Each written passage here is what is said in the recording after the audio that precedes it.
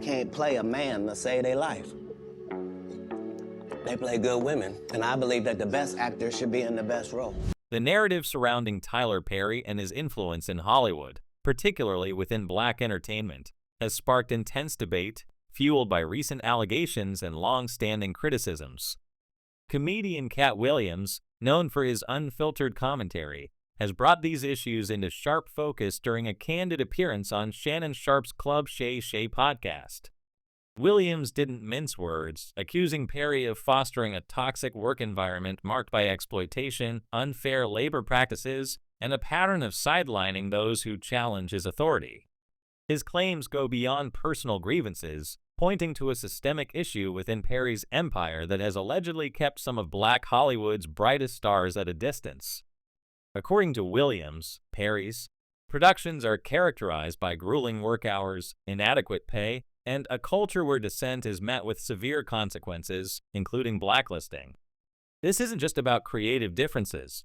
It's about power dynamics and the mistreatment of talent, particularly black actors and crew members. Williams' critique wasn't limited to workplace conditions. He took aim at Perry's artistic choices, famously stating that Perry can't play a man to save his life, a jab that extends beyond acting ability to suggest Perry's need for control often overshadows the talent around him.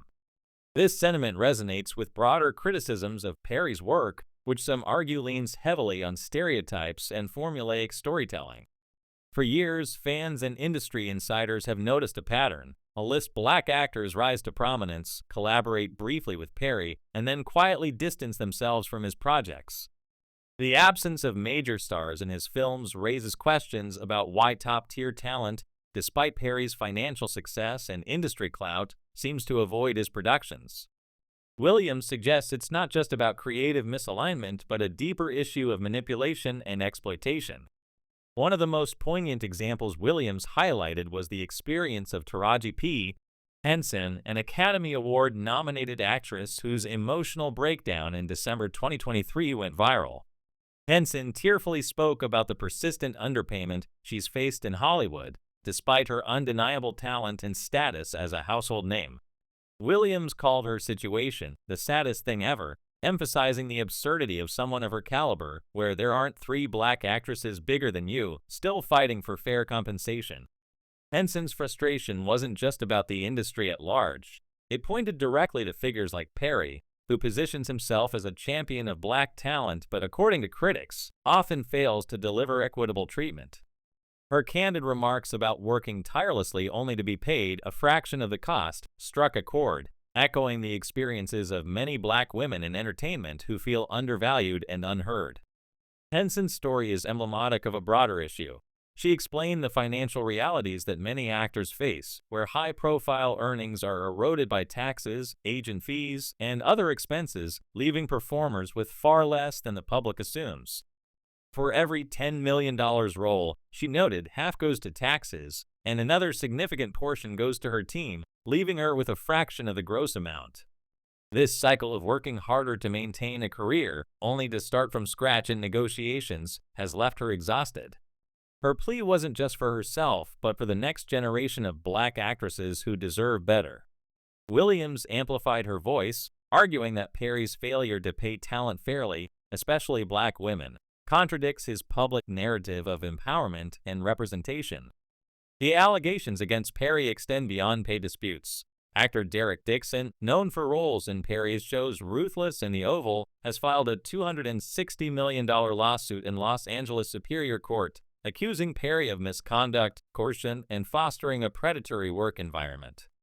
Dixon claims Perry initially lured him with promises of career advancement, only for the dynamic to shift into inappropriate behavior, including explicit messages and coercive encounters.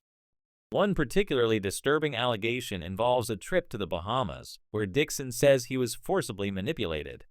When he resisted, he alleges his role was abruptly written off, costing him significant income and taking a toll on his mental health, leading to PTSD and depression. Dixon's lawsuit includes screenshots of alleged messages from Perry, filled with explicit language and unsettling metaphors, which he claims reveal Perry's manipulative tendencies. Perry's legal team has dismissed the lawsuit as an extortion attempt, but the accusations align with whispers that have circulated in the industry for years. These claims aren't entirely new. Actor Christian Keyes previously hinted at similar issues, posting a cryptic video years ago alleging mistreatment by powerful black men in Hollywood. While he didn't name Perry directly, many speculated he was among those implicated. Keyes claimed to have recordings of unsettling encounters, but never released them publicly, and his subsequent disappearance from the spotlight fueled rumors of a payoff to keep quiet. These recurring stories paint a troubling picture of Perry's behind-the-scenes behavior, suggesting a pattern of control and retaliation against those who don't comply with his demands. Eddie Murphy's refusal to work with Perry adds another layer to the narrative. Despite Perry's repeated public overtures to collaborate, Murphy has consistently kept his distance.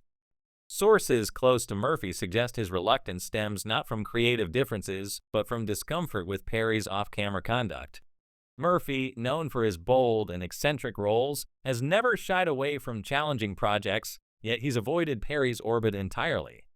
His decision to focus on family and selective projects in recent years aligns with a broader trend among top black actors who prioritize integrity over visibility. Murphy's quiet avoidance now appears less like a personal choice and more like a protective stance, especially in light of the mounting allegations against Perry. The absence of high-caliber black male actors in Perry's films is striking. Despite his vast resources, including a sprawling studio and a loyal fan base, Perry's projects rarely feature the likes of Denzel Washington, Wesley Snipes, or Samuel L. Jackson, actors known for choosing roles with depth and cultural resonance. Critics argue that Perry's reliance on repetitive tropes and exaggerated characters, like his iconic Medea, limits the opportunities for nuanced performances. Medea, while beloved by many fans, has been criticized for reducing the black matriarch to a caricature, a point raised by cultural critic Jamia Lemieux in an open letter to Perry. She argued that the character turns a sacred figure in the black community into a punchline, reinforcing harmful stereotypes rather than elevating the culture. Spike Lee, a vocal critic of Perry's work, has long expressed similar concerns. Lee has criticized Perry for leaning into buffoonery and perpetuating stereotypes that flatten the black experience. His comments weren't personal but rooted in a commitment to authentic storytelling, a value shared by many of the actors who avoid Perry's projects. Lee's films, known for their depth and cultural commentary, stand in stark contrast to Perry's formulaic approach. When Perry responded to Lee's critique by telling him to go straight to hell, it revealed a defensiveness that critics say stifles meaningful dialogue about growth and accountability in black entertainment.